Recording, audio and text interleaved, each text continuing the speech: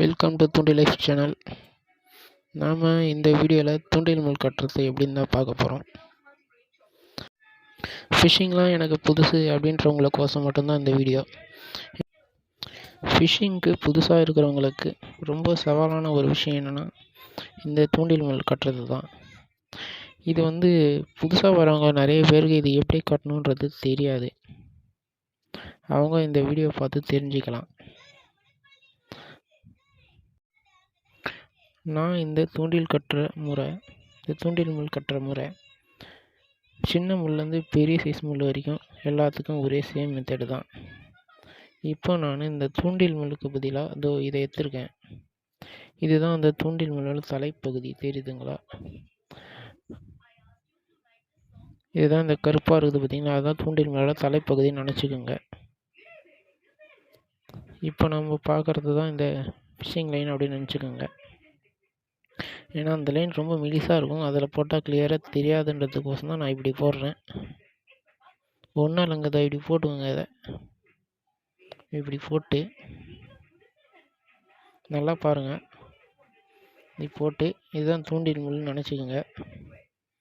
இப்படி வச்சு இந்த கீழே சின்னதாக இருக்குது பார்த்தீங்களா ஒரு லைனு, அதை எடுத்து அந்த தலைக்கு கீழே இருக்கிற தூண்டில் முள் பகுதியில் ஒரு 3 சுற்று, நீங்கள் 4 சுற்று 5 சுற்று எத்தனை சுற்று வேணாலும் சுற்றுறாங்க. ஆனால் நான் 3 சுற்று தான் சுற்றுவேன், அதுவே போதும்.